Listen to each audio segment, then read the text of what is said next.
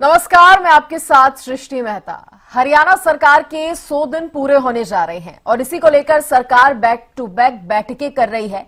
एक तरफ सरकार इन 100 दिन के कार्यकाल को लेकर समीक्षा कर रही है और आगे का रोड मैप तैयार कर रही है, तो दूसरी तरफ विपक्ष भी सरकार पर जमकर निशाना साध रहा है। पूर्व सीएम भूपेंद्र हुड्डा का कहना है कि सरकार की ये जो 100 दिन का कार्यकाल है वो व्यर्थ रहा है।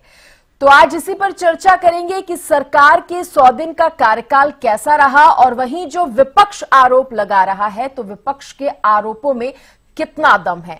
और इसी पर बातचीत करने के लिए, चर्चा करने के लिए मेरे साथ खास मेहमान भी जुड़ गए हैं। सबसे पहले परिचय उनका करवा देती हूं। तो मेरे साथ भारतीय जनता पार्टी से कुछ ही देर में नेहा धवन जी जुड़ेंगी, लेकिन उससे पहले कांग्रेस प्रवक्ता योगेश सिहाग जी मेरे साथ जुड़ गए हैं और इनेलो के प्रवक्ता भी मेरे साथ जुड़ेंगे। वरिष्ठ पत्रकार राजेंद्र जादौन जी मेरे साथ जुड़ गए हैं। आप दोनों का बहुत बहुत स्वागत है। सबसे पहले योगेश सिहाग जी, मेरा सवाल आपसे ही होगा। हालांकि मैं भारतीय जनता पार्टी के प्रवक्ता से सवाल करना चाहती थी, लेकिन क्योंकि अभी उनको जुड़ने में समय लगेगा तो मैं आपसे समझना चाहूंगी, क्योंकि हाल ही में भूपेंद्र सिंह हुड्डा की तरफ से एक बयान उन्होंने सरकार के 100 दिन के कार्यकाल को लेकर जारी किया है। वो कह रहे हैं कि ये व्यर्थ है, ये जो 100 दिन का कार्यकाल रहा है वो व्यर्थ है, इसमें जो काम होने चाहिए थे वो किसी भी तरह के काम नहीं हुए हैं। तो क्या कांग्रेस सरकार के 100 दिन के कार्यकाल को इस तरह से देख रही है कि कोई काम उसमें नहीं हुआ? देखिए सृष्टि जी, नमस्कार। न्यूज के सभी दर्शकों को और प्रवक्ता साथियों को आपके माध्यम से नमस्कार, राम राम। देखिए, विषय बहुत गंभीर है। पूरी तीसरी बार भारतीय जनता पार्टी सत्ता में आई और पक्ष और विपक्ष और आम जनता सभी को उम्मीद थी कि सरकार कुछ अच्छा जरूर करेगी, परंतु हमें लगता है जो पिछले 100 दिन का कार्यकाल रहा है सरकार का, वो एक बहुत बड़ा भ्रष्टाचार का मैं कहना चाहूंगा। उसमें आप देखिए, संवैधानिक पद पर बैठे हुए लोग जो भारतीय जनता पार्टी से सत्ता में जिनको बैठाया गया, इनकी महिला आयोग की वाइस चेयरमैन रिश्वत लेते हुए पकड़ी गई और जब विपक्ष का दबाव हुआ तब उन्हें बड़ी मुश्किल में से जाकर उन्हें पद से हटाया गया। रिश्वत में पकड़े जाने के बाद भी 1 महीने बाद उन्हें पद से हटाया गया। और आज आप देख ही रहे हो, मैं तो क्या कहूंगा, हर व्यक्ति जो भारतीय जनता पार्टी ने सत्ता में आते ही अपना पार्टी का एक सदस्यता अभियान शुरू कर दिया और जो पार्टी के जो उनके जो सत्ता के वादे थे, जनता से किए हुए जो वादे थे, चाहे युवाओं को रोजगार की बात हो या जो इनकी जो पर्ची खर्ची की जो एक इनकी जिसकी कहावत को लेके ये सत्ता में आए थे, और वो खर्ची नहीं, इनकी सरकार में तो खुद इनकी पार्टी के प्रदेश अध्यक्ष किस तरह से उन FIR में ये खुलासा हुआ, ये तो खर्ची नहीं, ये तो सरेआम बिल्कुल एक महिलाओं का शोषण करके। योगेश जी, आप नहीं जानते क्या कि सरकार ने जो वादे किए थे चुनाव से पहले, शपथ लेने से भी पहले उन वादों को पूरा किया? कौन से वादों को पूरा किया? आप मुझे ये बताइए सृष्टि, आप 5 साल तक आप भर्तियां नहीं करोगे और जाते जाते आपने 5-7 हजार लोग लगा दिए, और वो भी किस ग्रुप में? डी ग्रुप में। आपने जो क्लास 1 और क्लास 2 की कितनी नौकरियां दी एलिजिबल लोगों को, युवाओं को? आपने कोई भर्ती कैलेंडर आपने जारी किया? क्या कोई आपने तय समय सीमा निर्धारित की आपने इन 100 दिन में? हाँ, ये जरूर की आपकी पार्टी का प्रदेश अध्यक्ष किस तरह से नौकरी के बदले और आप नौकरी लगवाने के नाम पर किस तरह से जिस्म फिरोशी का जो धंधा करता हुआ पकड़ा गया, ये आज तक भारतीय जनता पार्टी इसका जवाब नहीं दे रही। रेपिस्ट पार्टी बनकर रह गई है। इसमें एक और बात है, भारतीय जनता पार्टी के मैं इतने नेताओं के काले टीके दे सकता हूँ, पार्टी उनको हर समय उनका बचाव करती है। मैंने एक चीज जरूर देखी है, चाहे उनकी पार्टी में चाहे छोटा कार्यकर्ता हो या बड़ा कार्यकर्ता हो, अगर कोई भी कार्यकर्ता महिलाओं के शोषण के आरोप में कहीं भी अगर फंसता है तो उसे बचाने के लिए भारतीय जनता पार्टी हमेशा तत्पर रहती है। चले, तो नेहा धवन जी आपके सवालों का और आपके आरोपों का जवाब देंगी।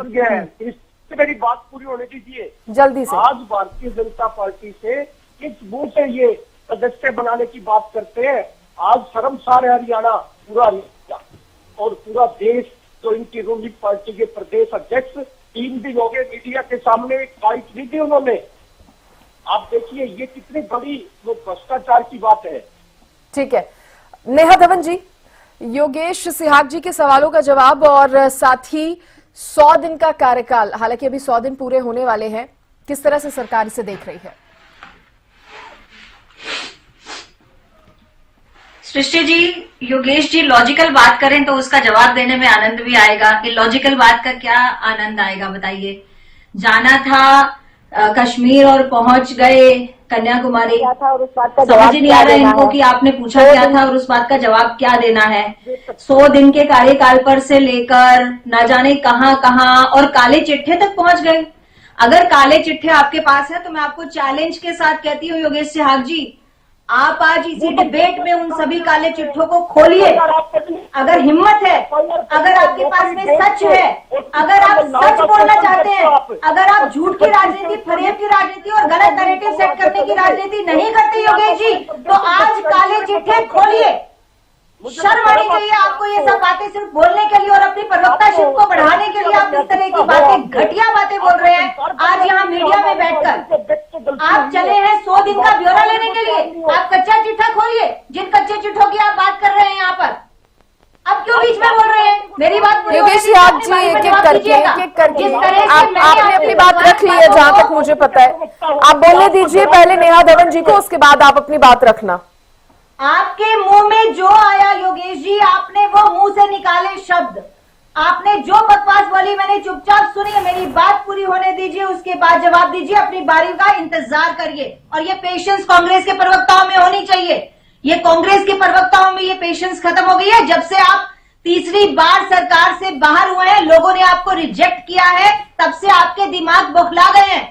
आप लोगों की समझ जो है ना वो थोड़ी कम हो गई है। अपनी बारी का इंतजार करिएगा।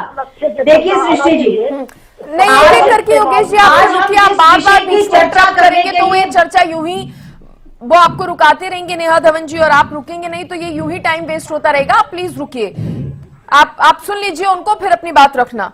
नेहा जी आप बात पूरी कीजिए।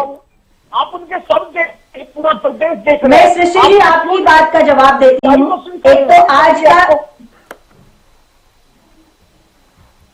योगेश जी इतनी उतावल किस चीज की है?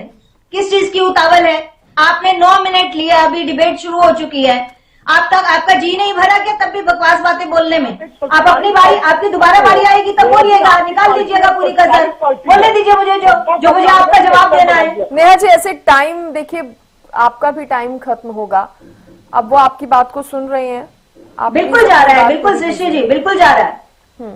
अब आप इनका फेडर डाउन कर सकती हैं। मैं आपकी बात का जवाब दे रही हूं। सबसे पहली बात कि 100 दिन का जो कार्यकाल, आपने भी प्रश्न इनके कहने के बाद मुझसे पूछ लिया, तो सबसे बड़ी उपलब्धि जिसको मैं मानती हूं हमारे 100 दिन की थी, जिस दिन माननीय मुख्यमंत्री जी ने शपथ ग्रहण की उसी दिन ही 24,000 युवाओं को नौकरी पर, सरकारी नौकरी पर जो है रखा गया, उनको भी शपथ दिलाई गई। ये सबसे बड़ी उपलब्धि थी 100 दिन की।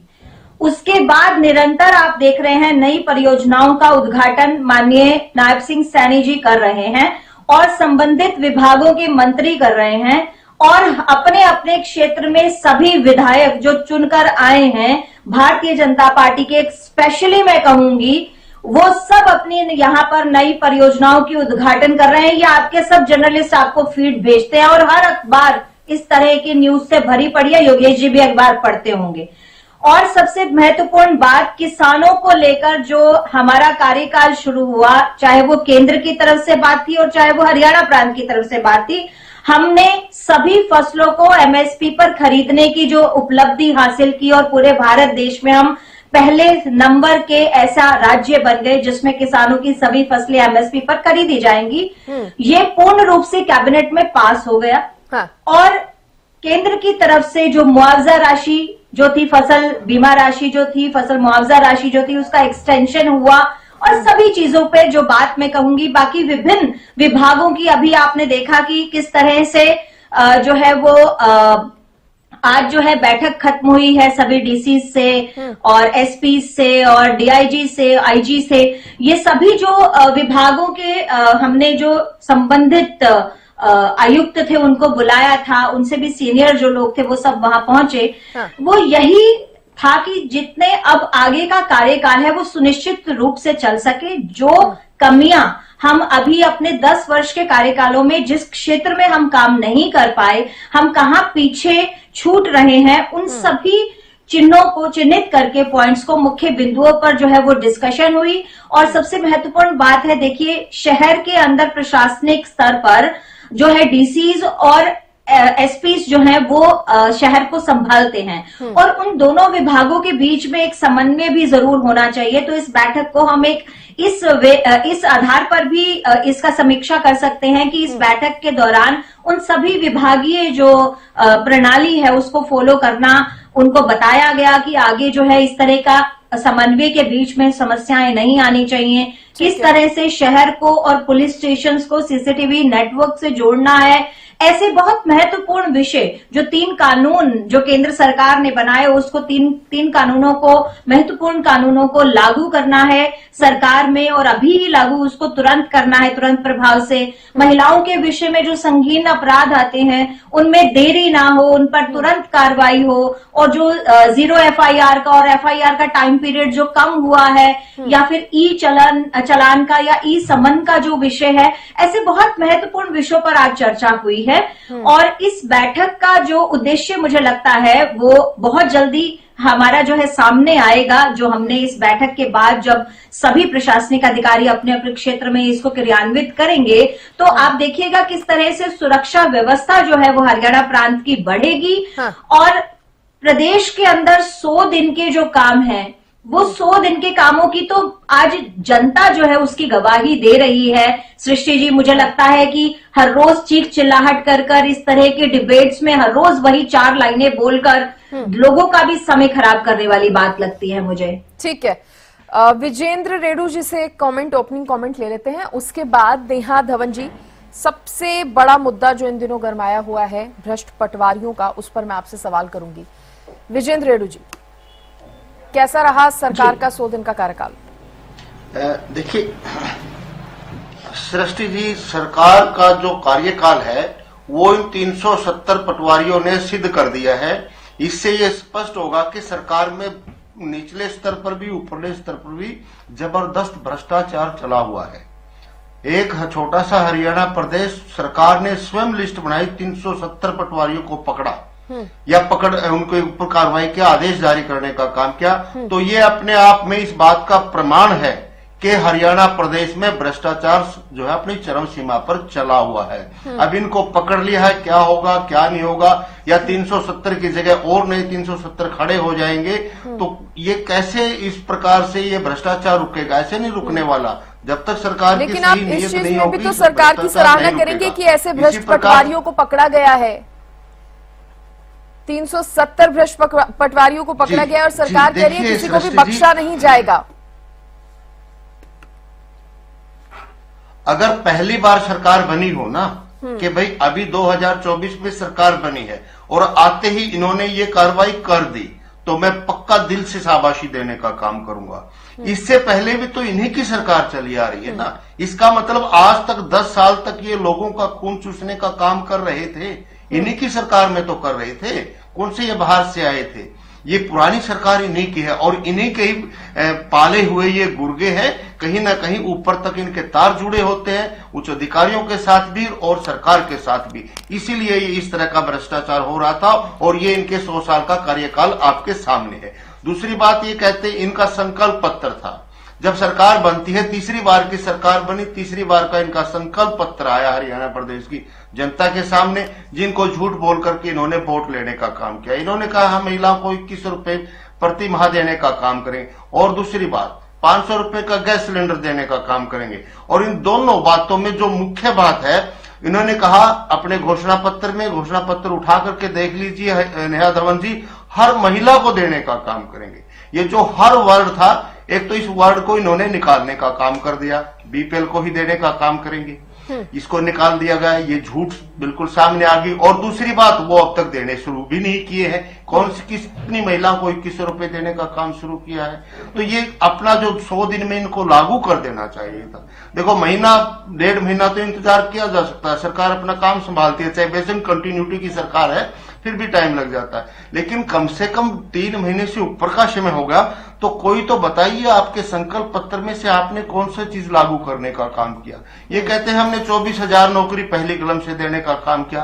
कौन सी 24,000 नौकरी दी? उसका कैटेगराइजेशन, उसका क्लासिफिकेशन, सब वर्गीकरण सबके सामने आ चुका है। 8 से 9,000 लोगों को रोजगार आपने देने का काम किया, बाकी उन्हीं को अपग्रेड और प्रमोटेड करने का काम किया है। इतने लोगों को रोजगार इन्होंने नहीं दिया है।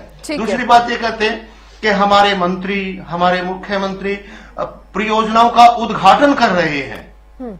उद्घाटन करना कोई काम होता है क्या सृष्टि जी? ये काम हो गया, उद्घाटन कर दिया। मैं जींद का हूं, मेरे जींद में मेडिकल कॉलेज बन रहा है।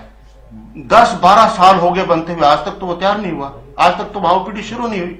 उद्घाटन करना ये कोई कार्य नहीं है, ये कोई अकाउंटेबिलिटी नहीं है कि भाई आपने काम किया है। उद्घाटन कर दिया, पत्थर रख दिया, तो इसको आप काम गिनाओगे तो फिर आपका जो है ना कोई काम नहीं है। दूसरा कहते हैं किसानों के लिए हमने काम कर दिया, 24 फसलों पर गारंटी दे दी। किस प्रकार से पैडी की फसल आई है आपकी तीसरी बार की सरकार बनने के बाद, और किस प्रकार से पैडी को बेचने के लिए किसान दर दर की ठोकरें खा रहा था, और प्रति क्विंटल 5 से 8 किलो तक का अनाज काटा जा रहा था, उसकी कीमत काटी जा रही थी मॉइस्चर के नाम पर। और जो कि मॉइस्चर हमने वो गलत पकड़ करके भी साबित करने का काम किया कि ये मॉइस्चर की रिपोर्ट है, ये गलत निकाली जा रही है और किसान को इसके माध्यम से लूटने का काम किया जा रहा है। और सबसे बड़ी बात, अभी एक नया नोटिफिकेशन हुआ है हरियाणा गवर्नमेंट का, नेहा जी को पता है उस बात का। इन्होंने क्या, बोर्डों में, निगमों में जितने भी कर्मचारी लगे हुए हैं जिनकी 5 साल से कम की सेवा अवधि है, उनको तुरंत प्रभाव से हटाने का काम करें। इन्होंने तो गारंटी दी थी कि हम कच्चे कर्मचारियों को गारंटी देते हैं, उनकी सेवानिवृत्ति तक उनको कोई नहीं हटाएगा, और तुरंत इन्होंने नोटिफिकेशन जारी करने का काम कर दिया, सभी को आदेशित करने का काम किया। चीफ सेक्रेटरी ने आदेश कर दिया, लेटर जारी कर दिया कि जो भी 5 साल से कम का उनको हटाया जाए। इंडियन नेशनल लोकदल पार्टी आपके लोकप्रिय चैनल के माध्यम से मांग करती है, आप अपना वायदा निभाने का काम कीजिए। जो वायदा आपने किया उसके ठीक है। मुझे लगता है विजेंद्र रेणु जी, मैंने आपको इनफ टाइम दिया। तमाम कहा जा सकता है मुद्दे यहाँ पर आपने उठाए। वरिष्ठ पत्रकार राजेंद्र जादौन जी से अब मैं सवाल करना चाहूंगी। राजेंद्र जादौन जी, क्या 100 दिन का कार्यकाल इनफ है सरकार के विकास कार्यों को लेकर सवाल उठाने के लिए, या फिर इसको ये देखा जाए कि बीजेपी की सरकार ही 2 टर्म से हरियाणा में बनती आ रही है तो उम्मीदें और बढ़ जाती हैं?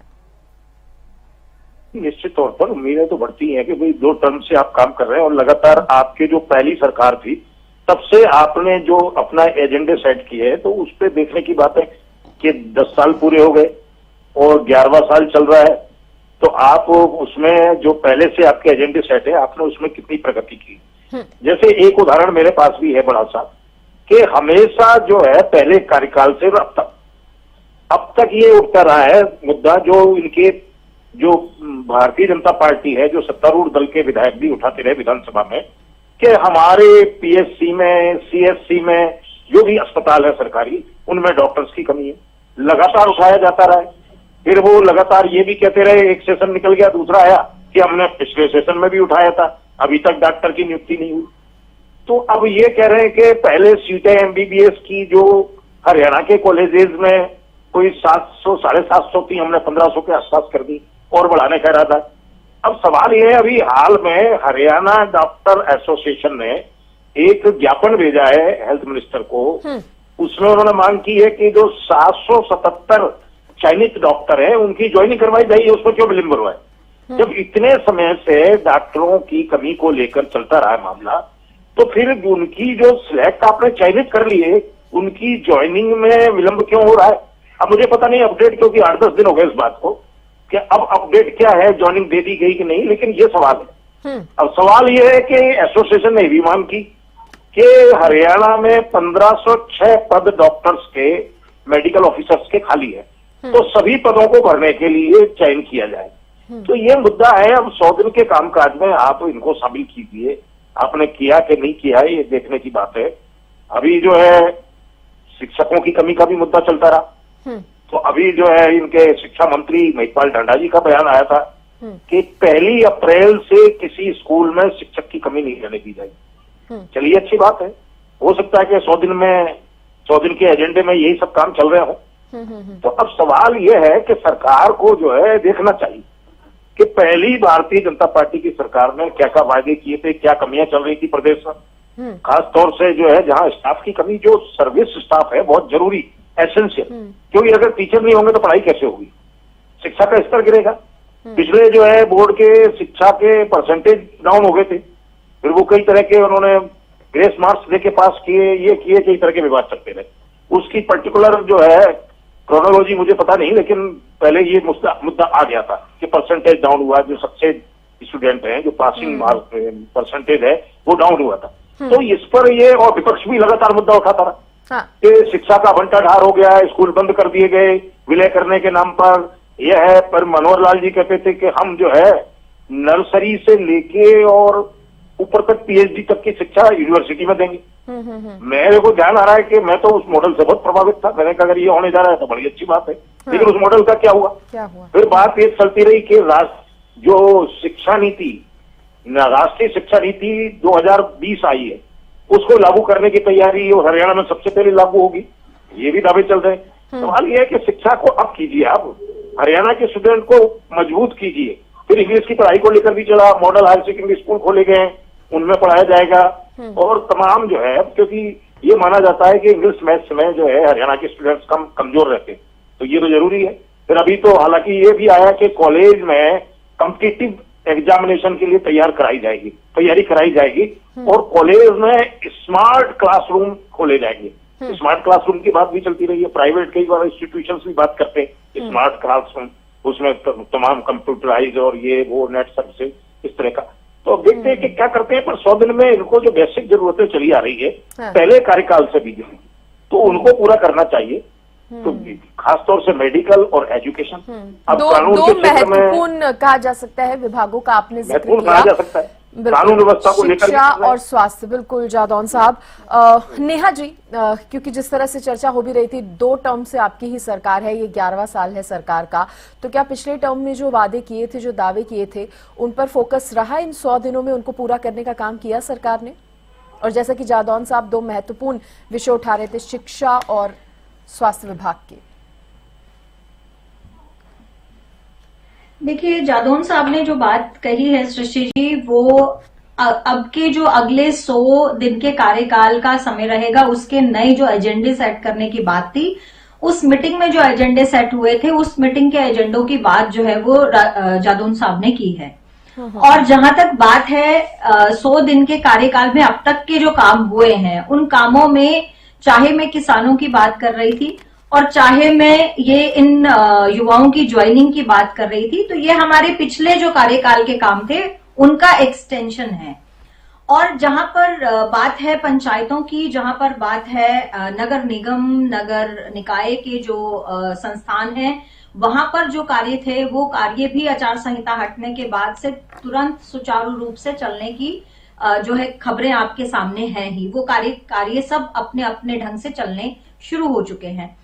और जहां तक बात है, देखिए, आप बात कर रहे थे और सिहाग साहब ने भी एक बात की थी कि भ्रष्टाचार की, और राजौन साहब से आपने पूछा और आपने इनसे बात करने से पहले मुझसे कहा था कि पटवारी के विषय में भी बात करेंगे, लेकिन मुझे लगा पहले जादौन साहब के जो सवाल है उनका जवाब ले लेते हैं।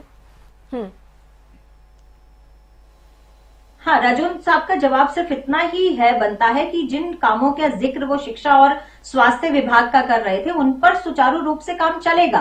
और ये जो एजेंडे की बात हो रही थी, चाहे वो ई लाइब्रेरी बनाने की बात हो, शिक्षण संस्थानों की बात हो, तो इन सब के काम ये अगले 100 दिन के एजेंडे के काम है। ये लिस्ट जो है मैं आपको दिखा भी सकती हूँ कि जो अगले 100 दिन के जो एजेंडे में जो हमारी चीजें निकल कर आई थी, शायद स्क्रीन पर आपको इसके कारण दिख नहीं रहा होगा, जिसमें 6000 तालाबों का निर्माण है, 1000 गांव में ही लाइब्रेरी खोलने का काम है, 1000 महिला संस्कृति केंद्र खोलने की बात है, और 1000 गांव की जो फिरनी का निर्माण है, परिक्रमा बननी है, उस परिक्रमा मार्ग जो बनना है गांव में, उनकी बातें हैं। चाहे वो 22 बड़े गांवों को महाग्राम बनाने की रूपरेखा को तैयार करने की बात हो, और वृद्धा पेंशन के लाभार्थियों को सेवाएं घर तक पहुंचाने की जो बात है, ये सब कार्य जो हैं, ऐसे बहुत सारे कार्यों की लिस्ट है ये पूरी मेरे पास में। ये सारी लिस्ट जो है ये अगले 100 दिन के कार्यक्रम, जो कार्य के एजेंडा तैयार करने की माननीय मुख्यमंत्री जी के साथ में मंत्रिमंडल की बैठक हुई थी, ये उस मीटिंग का जो निकल कर सामने आया था प्रेस में, उसका जो राजौन साहब जो है वो डिस्कशन कर रहे थे। और ये आगे जो है एजेंडा के काम है और इन पर निरंतर काम रहेगा, क्योंकि आप भी जानते हैं कि माननीय मुख्यमंत्री नायब सिंह सैनी जी एक जो है दिन भी छुट्टी नहीं लेते हैं, वो निरंतर काम कर रहे हैं और पूरा मंत्रिमंडल निरंतर अपना सुचारू रूप से काम कर रहा है और वो काम चलते रहेंगे और ये काम सरकार पहले भी करती आई है, अब भी करेगी। ठीक है, भ्रष्ट पटवारियों के विषय पर आते हैं धवन जी। सरकार कहते हैं कि भ्रष्टाचार मुक्त करेंगे प्रदेश को, भ्रष्टाचारियों की खैर नहीं, और 370 भ्रष्ट पटवारियों की लिस्ट सामने आना, ये वाकई चौंका देने वाला आंकड़ा है। सृष्टि जी, बहुत बहुत धन्यवाद, आपने वो शब्द बोला और मेरी बात को और आसान कर दिया लोगों को समझाने में। आप मुझे एक बात बताइए कि सरकार ने कहा था, भारतीय जनता पार्टी का लक्ष्य था कि हम भ्रष्टाचार मुक्त सरकार देंगे। इसका तरीका क्या है? तरीका कैसे तरीका होगा? क्या आज से पहले कभी किसी सरकारों के समय में आपने ये कल्पना की थी कि कोई सरकार अपने रहते हुए अपने विभागों में से कुछ भी आपको भ्रष्टाचार की कहीं बू नजर आती है तो वो चीज आप पारदर्शिता से ऐसी कोई लिस्ट जारी करके जनता के समक्ष रख देंगे, सबके सामने रख देंगे ओपनली? क्या आप इस बात की कल्पना कर सकते थे? और भ्रष्टाचार अगर कोई कर रहा है तो उस भ्रष्टाचार को मुक्त करने के लिए क्या उपाय हो सकते हैं, क्या स्टेप हो सकते हैं? ये उसका एक चरण है, ये उसका एक स्टेप है, ये प्रक्रिया है।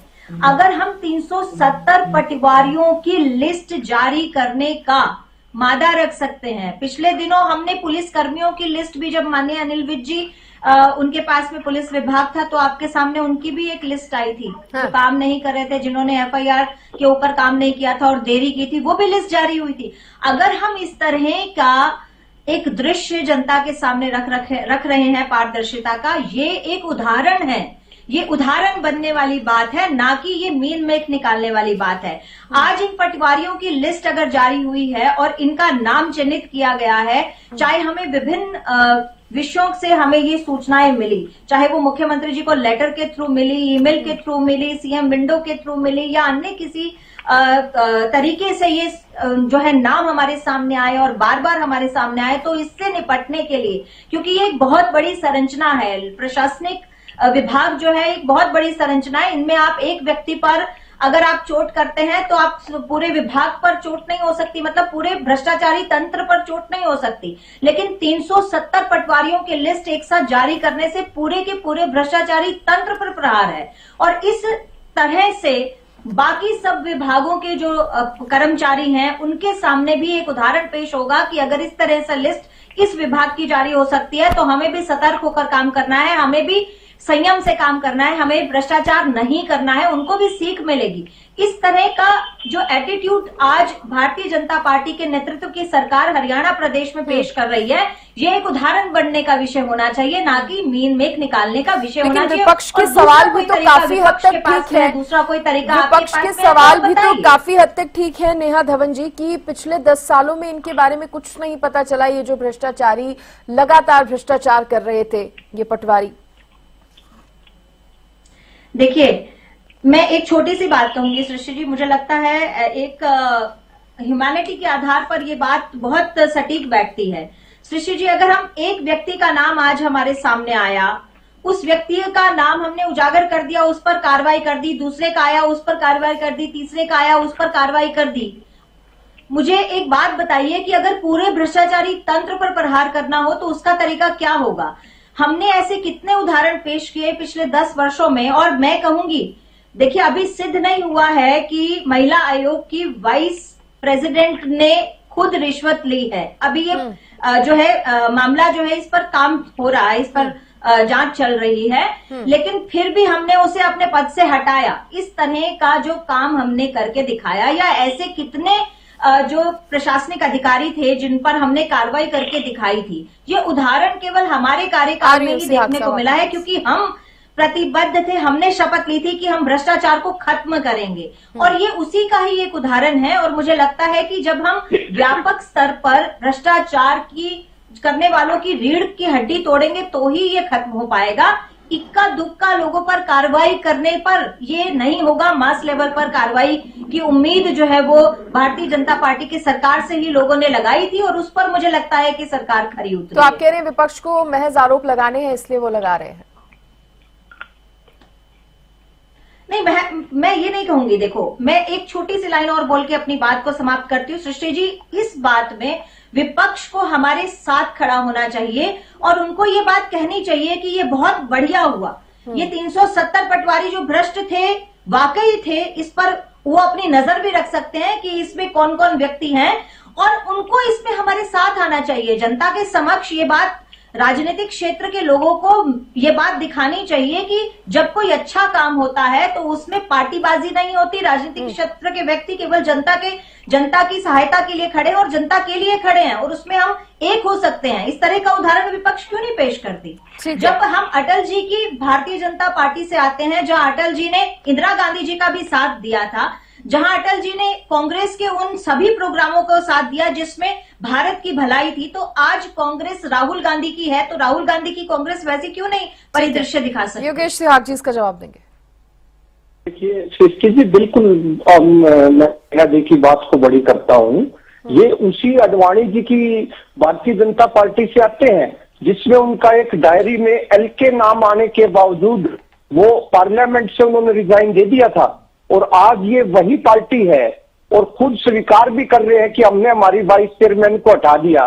परंतु एक जो प्रदेश अध्यक्ष किस तरह से कार्य में एफआईआर दर्ज हुई उसके बारे में एक शब्द भी नहीं। देखिए, उस विषय में आप बात नहीं करेंगे अभी। उस विषय में अभी जांच जो है ना वो होनी है, और जो राजनीति और कूटनीति आपकी पार्टी की तरफ से भी इसमें भूल नजर आती है, इस पर बात मत करिए। 100 दिन के कार्यकाल पर हम बात कर रहे हैं, क्या उस पर बोलने के लिए आपके पास कुछ नहीं है? क्या इस पर इस तरह से राजनीति 100 दिन के कार्यकाल पर हम बात कर रहे हैं, क्या उस पर बोलने के लिए आपके पास कुछ नहीं है? क्या राजनीति?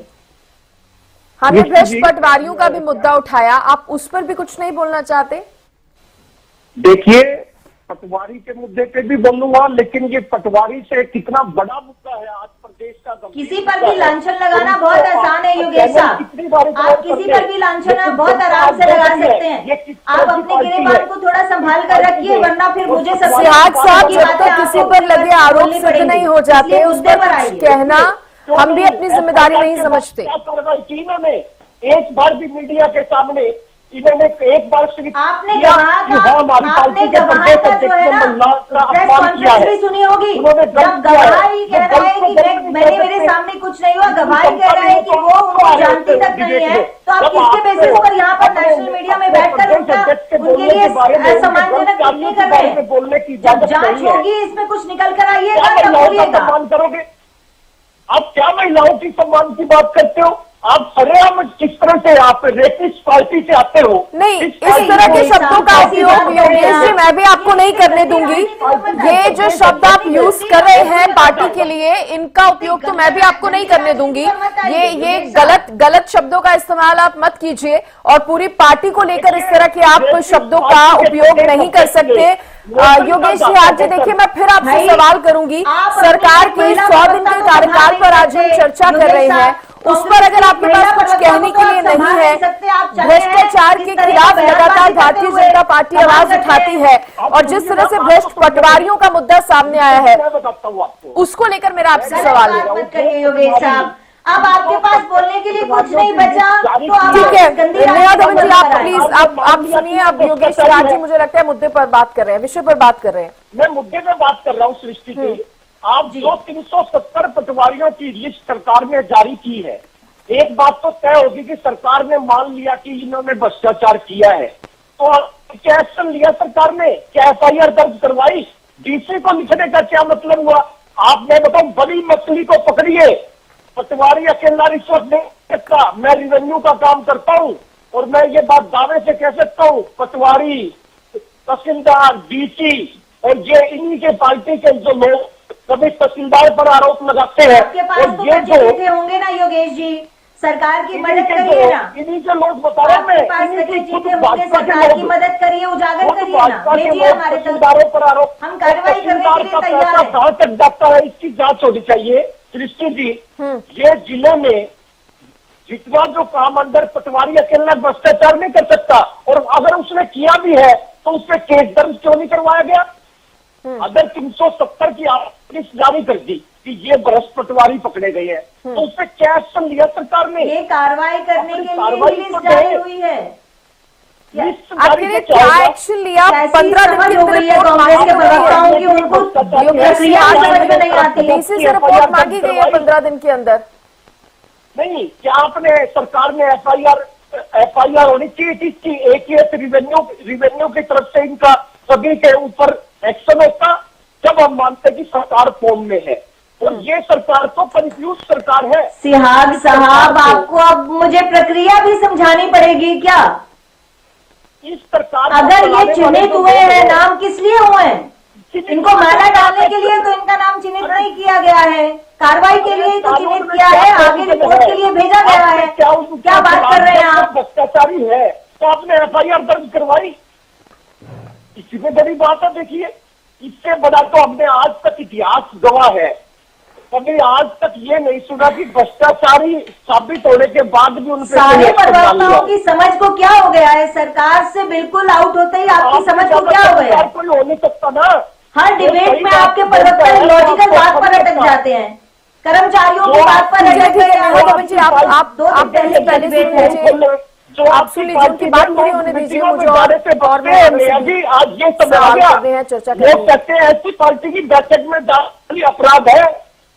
आज क्या विश्वास करें आप लोगों पे? जनता कैसे विश्वास करे? आप लोग तो सरेआम पर्ची खर्ची नहीं, बिल्कुल आपने तो लूट क्या रखी है। इस हरियाणा को अगर बचाना है, बहन बेटियों को बचाना है, तो कहते हैं कि योगेश सिंह जी, पर्ची खर्ची की बात अगर आप कर रहे हैं, कांग्रेस अगर ये बात करती है पर्ची खर्ची की, तो शोभा नहीं देती कांग्रेस को। ये बात आपको शोभा नहीं देती। ठीक है, मैं विजेंद्र रेड्डी जी से सवाल करना चाहूंगी, क्योंकि जैसा कि नेहा धवन जी आपने कहा था इससे पहले कि पटवारियों के मुद्दे पर तो विपक्ष को साथ देना चाहिए सरकार का, क्योंकि सरकार ने काम किया है ऐसे भ्रष्ट पटवारियों की पोल खोलने का। रेडू साहब, सरकार तो कह रही है हम खुद सबके आगे नाम लेकर आए हैं, ठीक है, अच्छा हम है, खुद बता रहे हैं कहां कहां भ्रष्टाचार हो रहा है। हाँ, मैं यही कह रहा हूं, पहले भी मैंने यही कहा, अब भी मैं वही बात दोहरा रहा हूं कि आखिर ये जो 370 पटवारी, और 370 पटवारी भी नहीं है, 200 पटवारी है और 170 उनके सहायक हैं जो उन्होंने प्राइवेट तौर पर अपने पास रखे हुए थे, दोनों को मिलाकर के 370 हैं ये। और ये 370 जो आज भ्रष्टाचारियों के रूप में इनकी लिस्ट बनाई गई है, अच्छी बात है, इनको लिस्ट बना करके आपने डीसीज को आदेशित कर दिया, वे इनके ऊपर कार्रवाई करने का काम करें। तो ये बात तो श्रेष्ठी जी उनको लागू होती है जो नई सरकार आई हो और आते ही उन्होंने भ्रष्ट पटवारियों को पकड़ने का काम किया हो। इससे पहले भी तो इनके शासन में ये काम कर रहे थे, नंबर एक बात। नंबर दो बात, अभी नेहा जी कह रही थी कि भाई हम एक बड़े स्तर पर कार्रवाई कर रहे हैं, एक पकड़ लिया दूसरे को, एक पकड़ागा तो उस पर कार्रवाई नहीं, इकट्ठा करके इकट्ठी कार्रवाई करेंगे। जब आपने एक पकड़ लिया तो क्या इकट्ठे होने तक उसको छूट देकर के रखेंगे कि जब तक हमारे पास 370 नहीं होंगे तो आप कार्रवाई करते रहो, आप अपना भ्रष्टाचार करते रहो, लेते रहो रिश्वतखोरी। ये भी एक गलत बात है।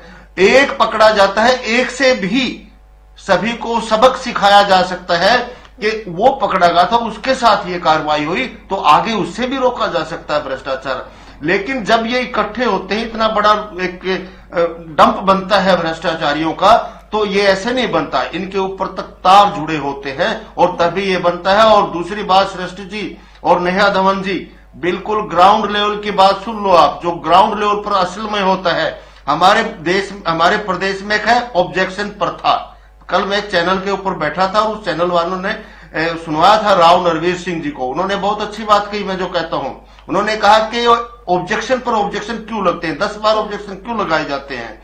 ये ऑब्जेक्शन ही भ्रष्टाचार का एक सबसे बड़ा रीजन है कि ऑब्जेक्शन लगाए नहीं जाते, ऑब्जेक्शन होते नहीं है, बल्कि ऑब्जेक्शन ढूंढे जाते हैं ताकि उसको चक्कर कटवा करके, वो तंग करके उसको तैयार किया जा सके कि भाई कुछ सेवा पानी दो। ये ऑब्जेक्शन प्रथा को खत्म करना होगा, जड़ से खत्म करना होगा। अधिकारियों को ये सख्त निर्देशित करना होगा कि ऑब्जेक्शन है तो ऑब्जेक्शन निकालिए। जानबूझ करके जो ऑब्जेक्शन पैदा किए जाते हैं परेशान करने के लिए, वो सबसे बड़ा भ्रष्टाचार का कारण है। जब तक वो खत्म नहीं होगा, वो भ्रष्टाचार नहीं खत्म हो सकता। और अकेले पटवारी, ठीक है, भ्रष्ट पटवारियों को आपने पकड़ने का काम किया या इकट्ठा लिस्ट बनाने का काम किया, लेकिन इनके तार कहां तक जुड़े हुए हैं और क्या इनके द्वारा जो भ्रष्टाचार का काम किया जाता है, क्या ये अकेले उनके लिए जिम्मेवार है? बिल्कुल नहीं है। ऊपर तक की सब मिली होती है। आप कहीं जाकर के देख लीजिए, आपके अगर नीचे वाले व्यक्ति ने ऑब्जेक्शन लगा दिया, ऊपर अधिकारी तक भी उस ऑब्जेक्शन को ऐसा ही रखते हैं, दूर नहीं करते हैं। और नीचे वाले को जाकर के आप कुछ दे दोगे तो सब ऊपर तक वो ऑब्जेक्शन क्लियर हो जाते हैं और काम हो जाता है। ये बिल्कुल ग्राउंड लेवल की एक सच्ची रिपोर्ट है। दूसरी बात देखिए, एक बात मैं जरूर कहना चाहूंगा, देखिए ये पूरी पार्टी, पूरा समाज और पूरी जाति गलत कभी नहीं हो सकती। हर पार्टी में, हर समाज में और हर जाति में कुछ थोड़े बहुत बुरे आदमी भी होते हैं और अच्छे भी बहुत होते हैं। लेकिन जो विषय जांच का विषय है, उसको जांच होनी चाहिए, निष्पक्ष होनी चाहिए। और ये तभी दूसरों को सबक मिलता है जब पार्टी अपना पराया न देख करके निष्पक्षता से जब एक्शन लेते हैं, तब दूसरों को सबक मिलता है। आप देखिए अभी पीछे जो ना पिछली योजना में इनकी में सोनीपत में, पानीपत में, यमुनानगर में कितने लोग जहरीली शराब पीने से मरे। और जिस व्यक्ति ने शराब सोनीपत में पिलाई थी, कुछ दिनों बाद वही व्यक्ति फिर यमुनानगर में पकड़ा जाता है, उसी की शराब से मर जाते हैं। तो कैसे कंट्रोल होगा? कैसे जनता के मन में दुराचार करने से वो डरेंगे? तभी डरेंगे जब एक बार कोई पकड़ा गया तो वो उसको मौका ना मिले। जादौन साहब, क्या ये भ्रष्टाचार पर प्रहार नहीं है, या फिर ये देखा जाए कि इतने नंबर ऑफ जो भ्रष्ट पटवारी हैं, करप्ट पटवारी है, वो कहां से सामने आ गए? और अब तो कांग्रेस ये भी कह रही है कि जो एक्शन इन पर लेना चाहिए वो नहीं लिया जा रहा है। देखिए, ऐसा है कि अब इस मामले में तो इस सरकार को थोड़ा मैं डिफेंड करूंगा दूसरे तरीके से कि पटवारी एक ऐसी जड़ है रेवेन्यू डिपार्टमेंट की कि वो जो है सारा कुछ अपना जो बनाना है, पैसा इनकम है, जो लोगों की मजबूरियों का पूरा फायदा उठाते हैं वो। और हर प्रदेश में ये है। वो यही नहीं, राजस्थान में मुझे कुछ काम था, किसी पटवारी से नक्शा लेना था तो वो पैसे मांगने लग गया। वो तो ये जानते हुए भी कि मैं तो मीडिया में हूं, तब भी उसने पैसे मांग लिए। तो मेरा मतलब ये था कि पटवारी के जो कामकाज के बारे में सरकार को दूसरे तरीके से नकेल कसनी होगी।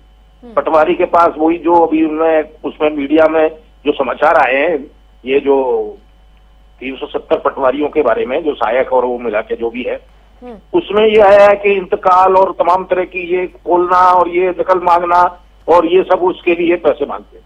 तो पटवारी का तो कल्चर है, ये उनके डीएनए में है कि पटवारी का ये हो कि सेवा का अधिकार आयोग भी खोल रखा है सरकार ने और सीएम विंडो भी है। भ्रष्टाचार को रोकने के लिए कई स्तरों पर उन्होंने सिस्टम बनाए हुए हैं।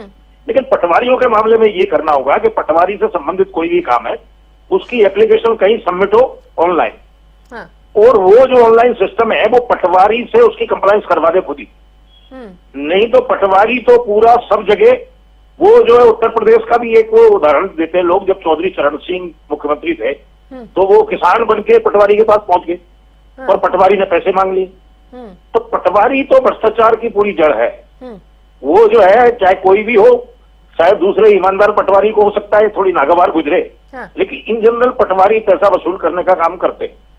जैसे पुलिस में भी होता है कि पुलिस में तमाम तरह की ये रिपोर्ट लगा देंगे, फाइनल कर देंगे, निकाल देंगे, ये कर देंगे। तो ये डीएनए में भारतीय जनता पार्टी तो सुशासन दिवस मनाती है, शपथ भी दिलाती है कर्मचारियों को कि हम सुशासन करेंगे, जनता की सेवा के लिए आए हैं। जब भी कोई वो जो है एससीएस का, आईएएस का बैच आता है और गवर्नर से मुलाकात करवाते हैं तो गवर्नर उनको उपदेश देते हैं कि जनसेवा के लिए आप आए हैं, ईमानदारी से जनसेवा कीजिए। सरकारी सिस्टम यही है कि गांधी जी कहा करते थे कि राज्य एक आवश्यक बुराई है। आपने एक सरकार बना दी क्योंकि व्यवस्था चलाए रखने के लिए, फिर उसमें शोषण की व्यवस्था भी हुई साथ के साथ, क्योंकि जिसके हाथ में अधिकार है वो पैसा वसूली का काम करता है।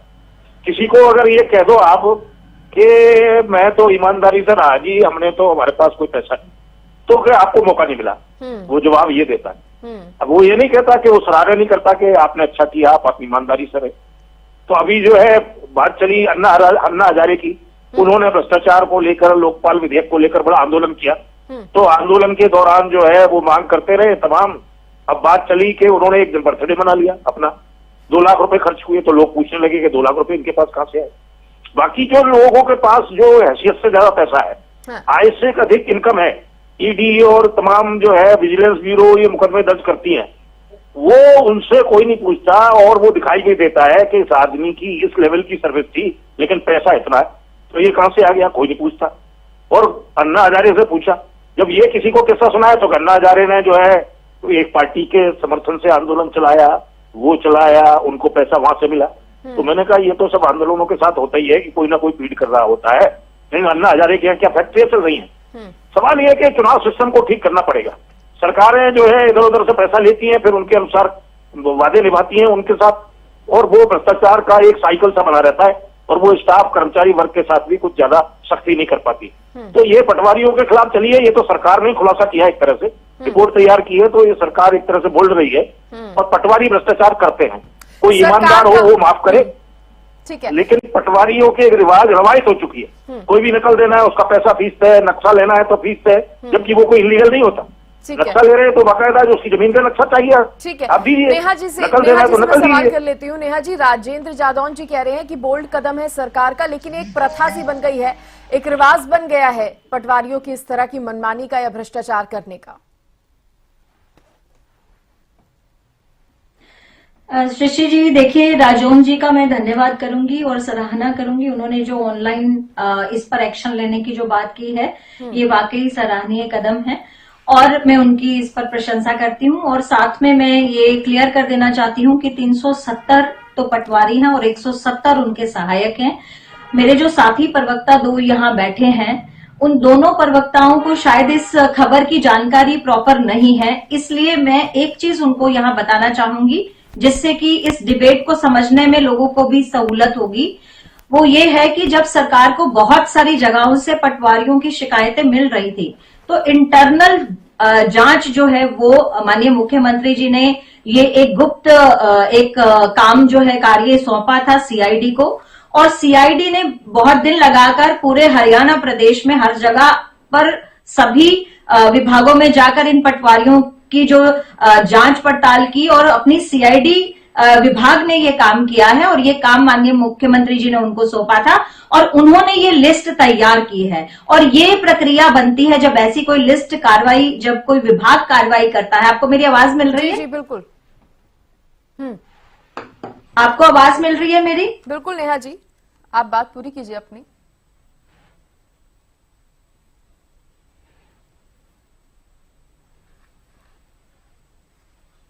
नेहा जी, शायद आप तक आवाज नहीं पहुंच पा रही है। चलिए योगेश जी, आपका इस पर कमेंट, लास्ट कमेंट। देखिए सृष्टि जी, बिल्कुल मैं इस तरह का मैं समझता हूं, अगर पटवारियों को जिस तरह नेहा जी बता रहे थे कि एक सीआईडी ने पूरी सीएम साहब ने इंक्वायरी करके कार्रवाई की है, तो मैं समझता हूं जब सारा प्रूव कार्रवाई की है तो कार्रवाई उसको एक्शन तो ले। उसने ये क्या लिस्ट भेज दी कि आप उसको एफआईआर दर्ज करवाएं, उन्हें सस्पेंड करें, और इसकी जांच पटवारी जो रिश्वत ले रहे हैं या वो पैसा कहां तक जा रहा है, तो इन सब की तो जांच होगी ना योगेश सिहाग जी। आपको ऐसा क्यों लग रहा है कि जब ये लिस्ट सामने आ गई है तो आगे जांच नहीं होगी? क्यों आपको ऐसा लग रहा है? देखिए, जांच तो जब प्रूव हो गया सरकारी स्तर पे इस बात का कि ये भ्रष्टाचारी है, ऐसा हमने पहली बार देखा है कि भ्रष्टाचारी प्रूव होने के बाद भी सरकार एक्शन नहीं ले रही। चलिए ठीक है, सरकार ने ही सारा अपनी इंटरनल इंक्वायरी करवाई है। चलिए, आपके आरोप और सवाल वही हैं, आप हालांकि ये बात पहले कह चुके हैं। नेहा धवन जी, आप फटाफट से बात पूरी कर लीजिए।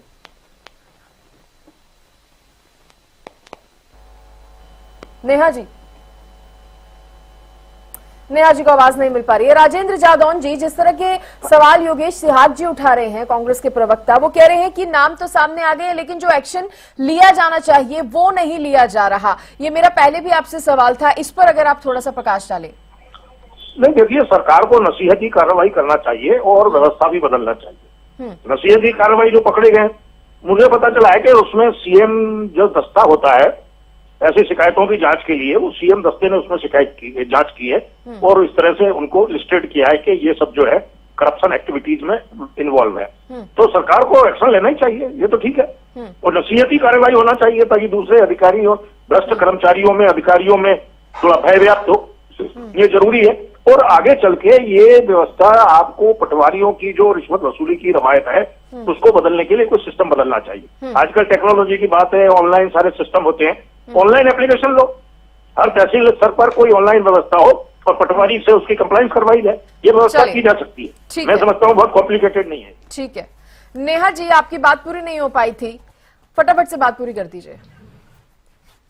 जी, मैं बस वही कहना चाह रही थी कि जानकारी का अभाव है, इसीलिए इस बात को हम कहीं और जगह मोड़ रहे हैं। बिल्कुल, अब राजौन जी ने बिल्कुल सही कहा कि सीएम दस्ता जो होता है सीआईडी विभाग में, उन्होंने ही ये कार्रवाई की है और इसको आगे कार्रवाई करने के लिए ही डीसीज के पास भेजा गया है। योगेश जी जो बात कर रहे थे कि इस पर एफआईआर हो सकती थी, ये हो सकता था, वो हो सकता था, ये जांच की प्रक्रिया ही है। और आप एडवोकेट हैं, मैं एक एडवोकेट हूं, हम दोनों जानते हैं कि जब सीएम का दस्ता जब इस तरह की कोई जांच पड़ताल करता है और अपनी फर्स्ट रिपोर्ट बनाता है, तो वो फर्स्ट रिपोर्ट पहले जांच के लिए संबंधित जिलों में जाती है और वो उपायुक्त के पास में जाती है और वो डीसीजी इस पर कार्रवाई करते हुए इस पर पूरी जांच करते हैं कि क्या सही मायने में ये सही रिपोर्ट है या नहीं है, कि कोई ऐसा व्यक्ति नहीं फंस जाए जो कि इस कार्य में लिप्त ना हो। उसके बाद डीसीज अपनी रिपोर्ट बनाकर मुख्यमंत्री को भेजेंगे और मुख्यमंत्री फिर इस पर कार्रवाई करेंगे। ये पूरी प्रक्रिया है। मुझे लगता है योगेश साहब इसको जानते होंगे, लेकिन अभाव था, क्योंकि इन्फॉर्मेशन का अभाव था, खबर का पता नहीं था,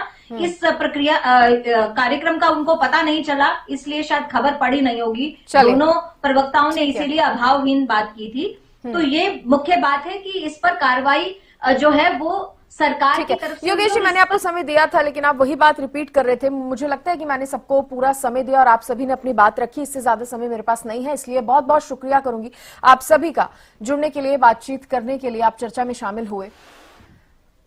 तो देखिए, आज चर्चा हुई सरकार के 100 दिन के कार्यकाल को लेकर। अब आरोपों को भी विपक्ष के आपने सुना। अब इंतजार रहेगा सीएम नायब सिंह सैनी की उस प्रेस कॉन्फ्रेंस का, जो उन्होंने कहा है कि सरकार के जैसे ही 100 दिन पूरे होंगे, मैं खुद एक प्रेस कॉन्फ्रेंस करके सभी को जानकारी दूंगा कि कैसे रहे ये 100 दिन, कैसा रहा सरकार का ये कार्यकाल। फिलहाल इसी के साथ इस खास कार्यक्रम में इतना ही। आप देखते रहिए हरियाणा न्यूज। नमस्कार।